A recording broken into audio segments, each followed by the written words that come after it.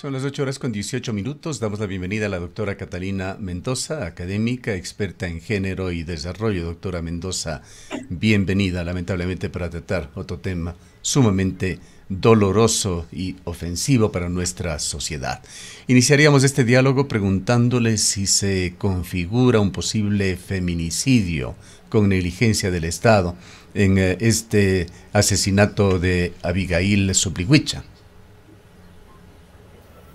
Muy buenos días. Yo agradezco la deferencia en la invitación. Quisiera saludar a la directa audiencia de Antena 1. Quisiera, en primer lugar, expresar mi dolor, mi indignación por el femicidio de Abigail. Quisiera solidarizarme con su familia, con sus compañeras, con sus amigas, con sus compañeras y compañeros de la Universidad de Cuenca, con las autoridades, sus maestros y con la sociedad cuencana y ecuatoriana en general.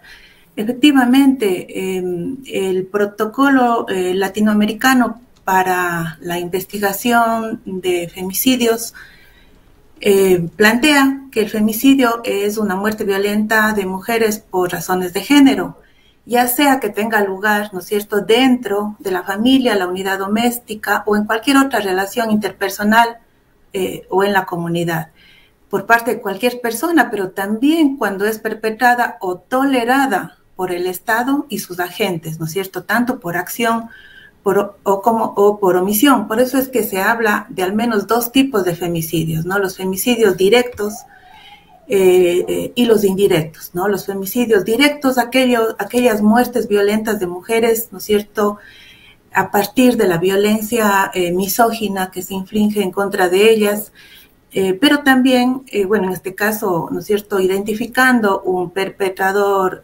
particular, ¿no? Pero también los femicidios indirectos, ¿no?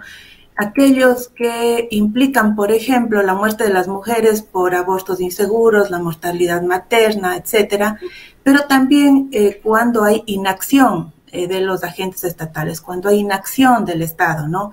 Por eso es que también dentro de lo que se considera como femicidio, dentro de la doctrina, los actos u omisiones deliberadas o toleradas por parte del Estado también son femicidios indirectos o lo que se conoce también como feminicidio. Y en el caso de Abigail y de otras muertes violentas, ¿no?, que todavía no se esclarecen, es importantísimo hablar de este estándar internacional que nos trae la Convención Interamericana para Prevenir y Erradicar la Violencia en contra de las Mujeres, que es el estándar de la debida diligencia. En este estándar de la debida diligencia, ¿no es cierto?, hay que evaluar cuáles son las responsabilidades que fueron cumplidas o incumplidas por parte del Estado. En estas responsabilidades, por supuesto que la justicia es un elemento central, pero también hay que darse cuenta de que el Estado tenía obligaciones respecto de la prevención. Y hay femicidios, tanto directos como indirectos, cuando el Estado no desarrolla adecuadamente su rol como garante en la prevención de los femicidios, es decir, en la creación de condiciones para evitar, ¿no es cierto?, que las muertes violentas de mujeres por razones de género se produzcan. Y cuando yo era invitada a esta entrevista pensaba, ¿no será importante que cada vez que hay un llamado de la ciudadanía, de la sociedad, del movimiento de mujeres respecto de estos temas, se transversalice en cada una de las entrevistas que se hagan a los funcionarios públicos, a las autoridades estatales, al prefecto, al alcalde y a los ministros relacionados con el tema, respecto de cuáles son las acciones, ¿no es cierto?, que han venido ejecutando para prevenir, para investigar y para sancionar estos casos, ¿no? Me uno perfectamente al clamor de las compañeras dirigentes universitarias al decir que es necesario identificar acciones concretas del Estado nacional y local para prevenir, para investigar y para sancionar los femicidios. Esta situación trae sobre el tapete sobre todo algunas instituciones, de hecho la justicia, el Consejo de la Judicatura, pero particularmente el SNAI, Servicio Nacional de Atención Integral a Personas Adultas Privadas de la Libertad, que tiene herramientas, tiene además la obligación de valorar en la marcha la situación de cada una de las personas que se encuentran bajo custodia del Estado en las cárceles, y vemos errores gigantescos de este organismo. Se llegó a encontrar en una de las oficinas del SNAI, en las cárceles, armas, por ejemplo, una situación que no fue plenamente explicada. Se conoce que en este caso el SNAI dio informes favorables para que este individuo, el potencial asesino del caso que estamos conversando, salga y obtenga esta especie de libertad condicional. Habría que revisar institucionalmente qué es lo que está pasando en Ecuador. Nos recuerda a otras instituciones del Estado, como el Servicio de Investigación Criminal, por ejemplo, que se convirtió en el pasado, hace algunas décadas, en una organización infame del Estado por varios casos que manejó de una manera absolutamente falta de diligencia. ¿Qué es lo que sucede con el SNAI?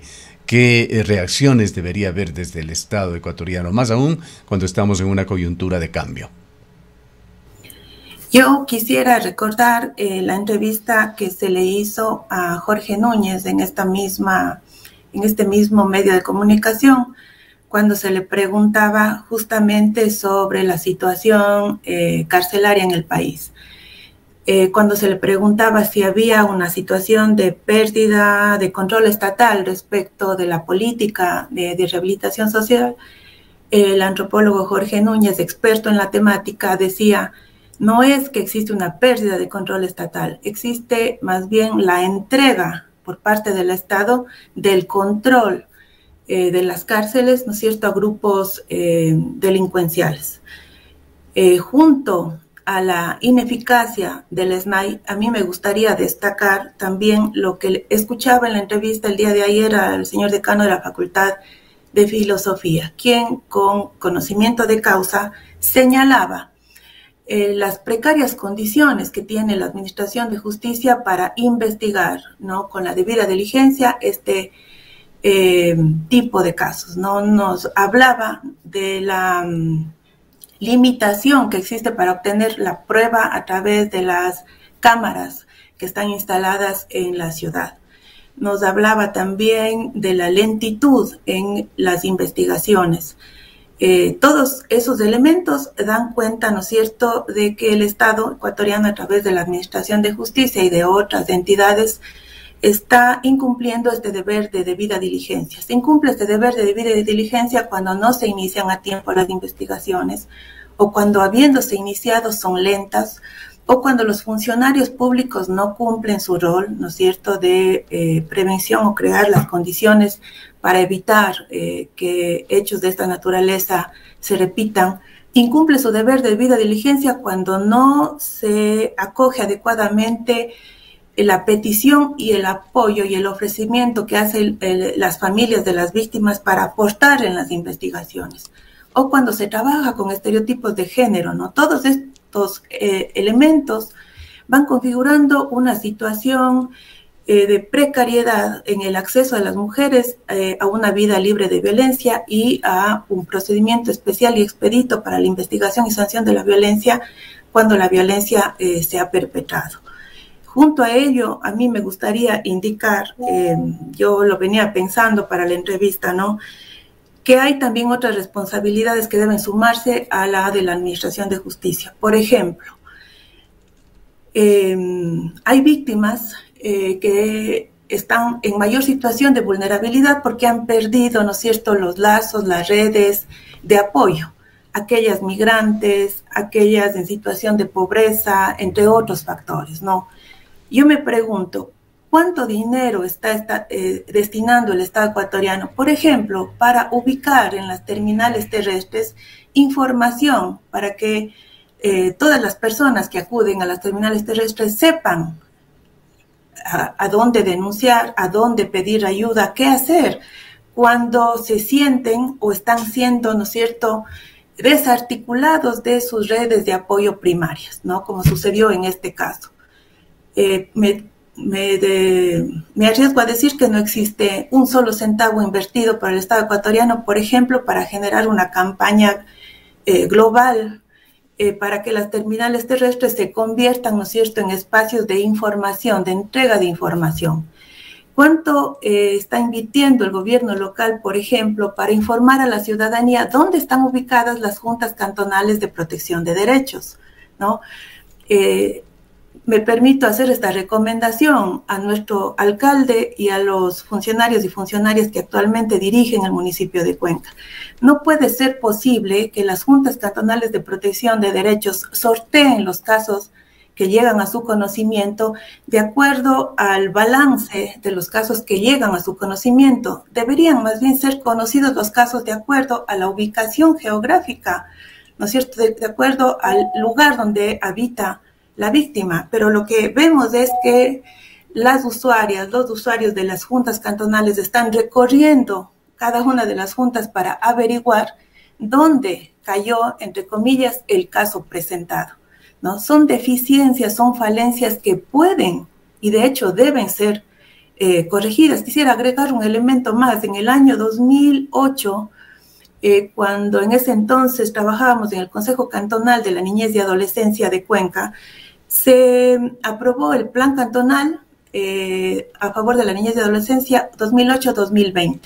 En ese plan cantonal se planteaba que al menos hasta el 2020 debían existir 5 juntas cantonales de protección de derechos, ¿no es cierto? ¿Quién hace el control, la vigilancia del cumplimiento de la política pública? Estamos ya en el año 2023, ¿no? Tenemos 3 juntas cantonales de protección de derechos, hay que reconocer, pero no es suficiente. Necesitamos juntas cantonales de protección de derechos ubicadas estratégica y territorialmente en el cantón, conocidas por la ciudadanía, ¿no? Que la ciudadanía sepa que a las juntas se puede acudir para pedir, solicitar medidas de protección y que estas medidas de protección respecto de la violencia en contra de las mujeres deben ser otorgadas de manera inmediata. Mire usted que son varios elementos, ¿no?, que se conjugan para configurar una situación, como he comentado el día de hoy, de precariedad respecto del acceso a la justicia de las mujeres víctimas de violencia. Hay, por otra parte, una situación muy preocupante del país en general, doctora Mendoza. Asistimos a un gobierno que está terminando su periodo, que fue anticipado por la muerte cruzada, con un déficit presupuestario de más de 5.000 millones de dólares. Cifras que quedan por lo general en la macroeconomía, pero que posiblemente no nos damos cuenta, la mayoría de ecuatorianos está afectando a la vida de cada uno de los ecuatorianos. Hay una iliquidez del gobierno que directamente afecta sobre todo a la burocracia, pero también a las instituciones que directa o indirectamente dependen del Estado. Se han dado cifras en el sentido de que aproximadamente un 30% de los ecuatorianos viven con menos de $3 diarios y de allí del total un 10% con $1.50 diarios. Posiblemente dentro de esta situación se encontraba también la estudiante asesinada. Se conoce que ella vivía con otras 2 estudiantes, todas de condición humilde, en una situación de hacinamiento aquí en la ciudad de Cuenca, mientras intentaba sacar adelante una carrera universitaria. Hay, de hecho, un departamento de bienestar universitario en la Universidad de Cuenca, pero la Universidad de Cuenca es otra de las instituciones afectadas por las finanzas estatales. Recién veíamos reclamos públicos de su rectora que exigía al gobierno se le traspase de rentas ya recortadas unos 10 millones de dólares que le debían para ir empezando a cerrar el año y por lo menos cumplir con su personal. Esta es una situación que tiene que hacernos reflexionar. Esas macro cifras que a veces pasan inadvertidas, se las siente, aterrizan en situaciones como las que se han dado. Comparto plenamente su reflexión. Quisiera efectivamente identificar algunos elementos, ¿no?, que caracterizan a la situación no solo de Abigail, sino de otras muchas estudiantes, ¿no?, que se encuentran o que pueden estar en el mismo contexto, ¿no?, viviendo y experimentando las mismas necesidades. El gobierno actual, no, el presidente electo, ofreció el ingreso de todos los y las estudiantes a la educación superior. ¿Qué implica esto? Implica esto que se debe asignar de forma oportuna el presupuesto para el funcionamiento de las instituciones de educación superior. No puede ser posible, como muy bien exigía la señora rectora de la Universidad de Cuenca, demandaba y visibilizaba que no se entregue a tiempo los presupuestos, ¿no es cierto?, para el funcionamiento de las entidades de educación superior. Sin presupuesto, ¿cómo pueden las universidades poner en marcha programas específicos orientados, por ejemplo, a identificar estas vulnerabilidades que afectan a grupos específicos, en este caso de mujeres, ¿no es cierto?, vinculados, por ejemplo, a la precariedad económica, a la migración, a la movilidad humana y a otras situaciones? Programas tales como identificar estos grupos de estudiantes en situación de especial vulnerabilidad, ¿no es cierto?, acercar la oferta de becas, ¿no?, para garantizar su permanencia en el estudio, pero además transversalizar programas de formación vinculados, ¿no es cierto?, a la identificación de la violencia. Dentro de la violencia quisiera referirme específicamente a la trata con fines de explotación sexual, en donde los mecanismos de captación, ¿no es cierto?, empleados son, por ejemplo, estos de la oferta de empleo, ofertas de empleo que llaman la atención, ¿no es cierto?, a quienes específicamente están viviendo en situaciones de mucha precariedad. Entonces requerimos presupuesto estatal entregado de manera permanente, oportuna. Requerimos, ¿no es cierto?, iniciativa de nuestras universidades para poner en marcha programas específicos que den cuenta, ¿no es cierto?, de la transversalización de programas de formación, por ejemplo, para identificar los mecanismos de vulnerabilidad en los que se ponen a determinadas estudiantes, ¿no?, a determinadas personas para aprovechar de su vulnerabilidad, ¿no es cierto?, y atentar contra sus derechos. Son muchos los elementos que todavía les corresponde poner en marcha a las universidades, a los centros educativos, pero yo quisiera destacar el rol jugado por la Facultad de Filosofía de la Universidad de Cuenca, por las autoridades de esta institución de educación superior, que mostraron la necesidad de mantener activa la demanda y la exigibilidad de la comunidad, en este caso universitaria, para demandar respuestas, en este caso de la justicia, y yo agregaría algo más, ¿no es cierto?, para demandar y vigilar respuestas efectivas del Estado Nacional para garantizar que efectivamente el ofrecimiento de acceso a la educación superior sea un ofrecimiento de acceso a la educación superior en condiciones que permitan identificar las vulnerabilidades específicas en las que se encuentran determinadas mujeres. Otro de las evidencias que dejan este caso es una afirmación que va resultando un tanto falaz, por lo menos disuasiva, de que la ciudad de Cuenca es una ciudad con excelentes índices de seguridad.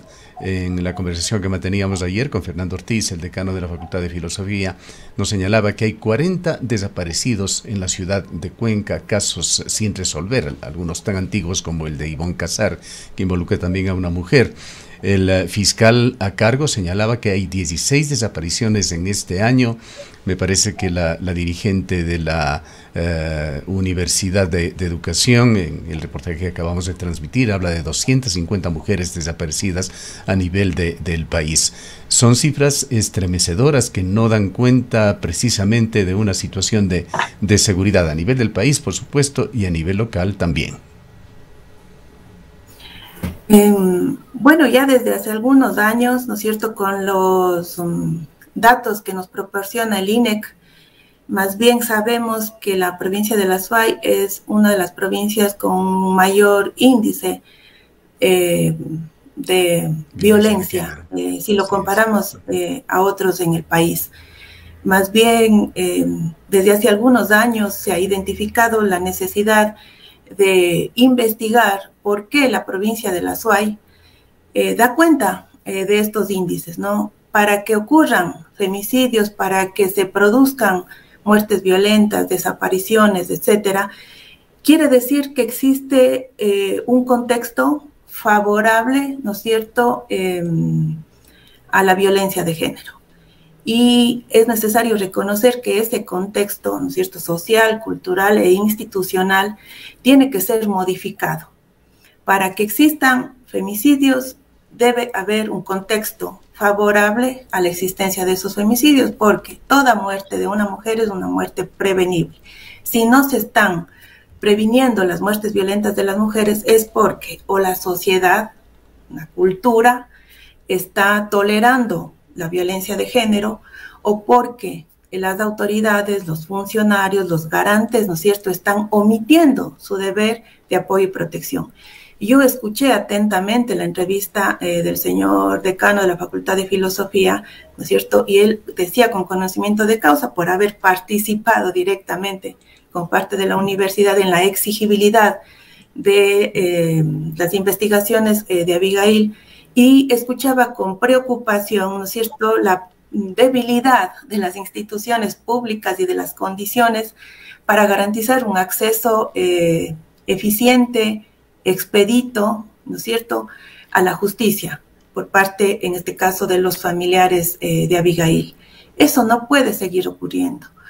Yo me permito sugerir una vez más, ¿no es cierto?, que cada vez que se pueda entrevistar a un funcionario público que tenga responsabilidad en la prevención, investigación y sanción de la violencia y de la violencia de género en particular, se le exija respuestas oportunas y concretas respecto de qué medidas, ¿no es cierto?, se pusieron en práctica una vez que nuevamente casos como estos nos duelen y nos impiden tener el derecho a una vida libre de violencia.